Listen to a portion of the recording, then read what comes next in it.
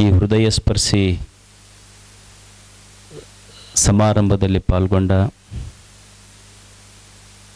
ಎಲ್ಲ ಪೂಜ್ಯ ಗುರುಗಳೇ, ಗುರುವೃಂದವೇ ಹಾಗೂ ಈ ಸಂಸ್ಥೆಯ ಹಳೆಯ ವಿದ್ಯಾರ್ಥಿಗಳೇ, ತಮಗೆಲ್ಲರಿಗೂ ಶರಣಾರ್ಥಿಗಳು.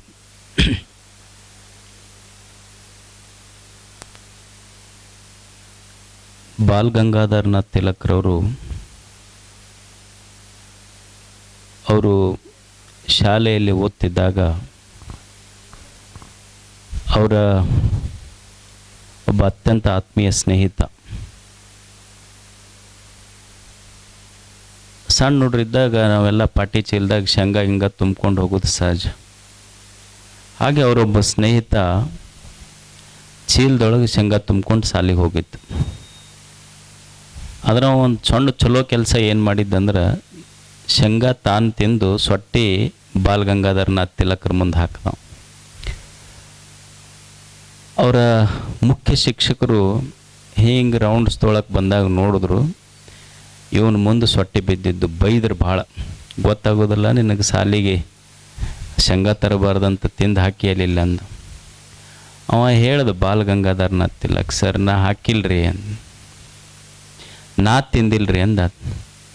ಹಾಂ, ಬಿದ್ದಿದ್ದೆಲ್ಲ ಇಲ್ಲೇ ಒಂದು ಪುಟ್ಟಿಗಟ್ಟಲೆ ಬಿದ್ದಾವ, ನನ್ನ ಮುಂದೆ ಕಣ್ಣಿಗೆ ಕಾಣ್ತೈತಿ, ಇಲ್ಲಂತ ನನಗೆ ವಾದಿಸ್ತಿಲ್ಲ ಅಂತ ಹೊರಗೆ ಹಾಕಿದ್ರು ಶಾಲೆ ಬಿಟ್ಟು.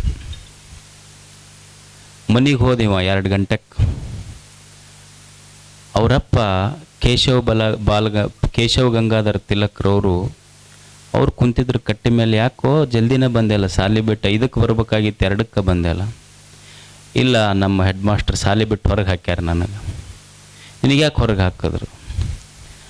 ಅವರು ಶೇಂಗಾ ತಿಂದಿನಂತ ಹೇಳಿ ನನಗೆ ಹೊರಗೆ ಹಾಕ್ಯಾರ, ಸೊಟ್ಟಿ ಬಿದ್ದಾವಂಥೇಳಿ. ನೀ ತಿಂದಿಲ್ಲ ಇನ್ನು? ಮತ್ತೆ ಇಲ್ಲ, ನಾ ತಿಂದಿಲ್ಲ.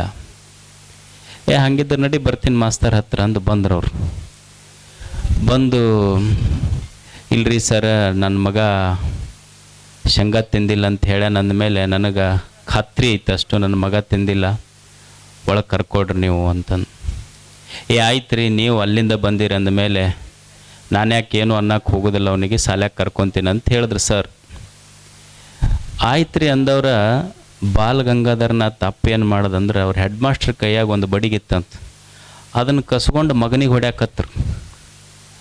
ಅವ್ರ ಹೆಡ್ ಮಾಸ್ಟರ್ ಅಂದರು, ಅಲ್ಲ ನಾನಾ ಒಳಗೆ ಕರ್ಕೊಳಕ್ಕೆ ತಯಾರಾಗೀನಿ, ನಾನಾ ಬಡ್ದಿಲ್ಲ, ನೀವ್ಯಾಕೆ ಬಡ್ಯಾಕತ್ತೀರಿ? ಮತ್ತು ಅವ ಶೇಂಗಾ ಸೊಟ್ಟಿ ತಿಂದಿಲ್ಲ ಅಂದನಲ್ಲ, ಒಪ್ಕೊಂಡಿರಲ್ಲ, ನಾವು ಒಪ್ಕೊಂಡಿವಿ, ನೀವು ಒಪ್ಕೊಂಡಿವಿ, ಮುಗೀತು. ಅವಾಗ ಬಾಲ್ ಗಂಗಾಧರನಾಥ್ ತಿಲಕ್ ಅವ್ರ ಅಪ್ಪ ಹೇಳಿದ್ರು, ಸರ್ ನನ್ನ ಮಗ ಖರೆ ಹೇಳ್ತಾನವ, ಸುಳ್ಳು ಹೇಳೋದಿಲ್ಲ ಅಂತ ನನಗೂ ಗೊತ್ತೈತಿ. ನನ್ನ ಮಗ ಖರೆ ಹೇಳ್ತಾನವ, ಸುಳ್ಳು ಹೇಳೋದಿಲ್ಲ ಅಂತ ನನಗೂ ಗೊತ್ತೈತಿ. ಮತ್ತು ನಿಮಗೂ ಸುಳ್ಳು ಹೇಳೋದಿಲ್ಲ ಅಂತ ಗೊತ್ತೈತಿ, ನಾನು ಶಾಲ್ಯಾಗ ಕರ್ಕೊಂಡಿನಿ, ಮತ್ತು ಬಡಿಯಾಕತ್ತೀರಿ ಯಾಕೆ ನೀವು?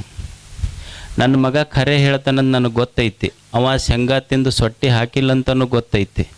ನಾ ಅವನಿಗೆ ಯಾಕೆ ಬಡಿಯಾಕತ್ತೀನಿ ಅಂದ್ರೆ, ಶೇಂಗಾ ತಿಂದು ಸೊಟ್ಟಿ ಹೊಲಸು ಯಾರ ಹಾಕಲಿ, ಸಾಲಿ ನಂಬುದಲ್ಲ, ಇವ ಸ್ವಚ್ಛ ಮಾಡ್ಬೇಕಾಗಿತ್ತು, ಅದು ಮಾಡಿಲ್ಲ ಯಾಕಂತ ಬಡಿಯಾಕತ್ತೀನಿ ಅವನಿಗೆ.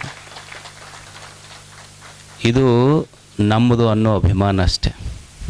ಅಂಥ ಒಂದು ಅಭಿಮಾನ ಇಟ್ಟುಕೊಂಡು ಇಲ್ಲಿಯ ಹಳೆಯ ವಿದ್ಯಾರ್ಥಿಗಳು, ಇದು ಶಾಲೆ ನಮ್ಮದು, ಇಲ್ಲಿ ಕಳಿಸಿದ ಗುರುಗಳು ನಮ್ಮವರು ಅನ್ನುವ ಅಭಿಮಾನ ಇಟ್ಟುಕೊಂಡು ಆ ಎಲ್ಲ ಗುರುವೃಂದಕ್ಕೆ ಒಂದು ಗುರುವಂದನೆ ಸಲ್ಲಿಸುವಂಥ ಕಾರ್ಯಕ್ರಮ, ಜೊತೆಗೆ ಪೂಜ್ಯರನ್ನು, ಅಕ್ಕ ಅವ್ರನ್ನ ಕರೆಸಿದ್ದೀರ. ಇದು ನಿಮ್ಮಂಥವರ ಸಂಖ್ಯೆ 1000 ಆಗಲಿ. ಅವ್ರ ಕೈಯಾಗ ಕಲ್ತವರೆಲ್ಲ ಭಾಳ ದೊಡ್ಡವ್ರಾಗ್ಯಾರ. ಈಗೊಂದು ಬಳ್ಳಿ ಇರ್ತೈತೆ ನೋಡಿ, ಬಳ್ಳಿ, ಅದು ಅಲ್ಲೇ ಹಿತ್ತಲ್ದಾಗ ಅವು ಬಚ್ಚಲ್ ನೀರ ಬೀಳ್ತಿರ್ತೈತೆ ಅದಕ್ಕೆ ಬಳ್ಳಿಗೆ.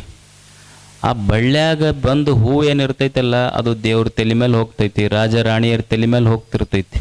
ಹೂವು ಎಲ್ಲೆಲ್ಲೋ ಓಡಾಡ್ತಿರ್ತೈತಿ, ಆದ್ರೆ ಹೂವಿಗೆ ಜನ್ಮ ಕೊಟ್ಟ ಬಳ್ಳಿ ಇದ್ದಲ್ಲೇ ಇರ್ತೈತಿ ಅದು ಪಾಪ. ಹಂಗೆ ನಮ್ಮ ಗುರುಗಳೆಲ್ಲ ಬಳ್ಳಿದ್ದಂಗೆ, ಅವ್ರ ಶಿಷ್ಯರೆಲ್ಲ ಹೂವಿದ್ದಂಗೆ, ಎಲ್ಲೇ ಹೋದರೂ ಸಹಿತ ಅದನ್ನು ನೋಡಿ ಸಂತೋಷ ಪಡುವ ಜೀವಗಳವರು. ಅಂಥವ್ರಿಗೊಂದು ಹೃದಯಪೂರ್ವಕವಾಗಿ ನೀವು ನಮ್ಮ ಉಡಿಯೊಳಗೆ ಜ್ಞಾನವನ್ನು ಹಾಕಿದ್ದೀರಾ. ಇವತ್ತು ನಮ್ಮ ಬದುಕೇನಿದೆ ಅದೆಲ್ಲ ನೀವು ನೀಡಿದ ಭಿಕ್ಷೆ ಅನ್ನುವ ಭಾವದಿಂದ ನಾವೆಲ್ಲ ಸ್ಮರಿಸಿ ಅವರಿಗೆ ತಾವೆಲ್ಲ ಗೌರವ ಸಲ್ಲಿಸ್ರಿ ಅನ್ನುವಂಥ ಮಾತು ಹೇಳಿ ಎಲ್ಲರಿಗೆ ಮತ್ತೊಮ್ಮೆ ವಂದಿಸಿ ನಮ್ಮ 2 ಮಾತು ಮುಗಿಸ್ತಾ ಇದ್ದೆ.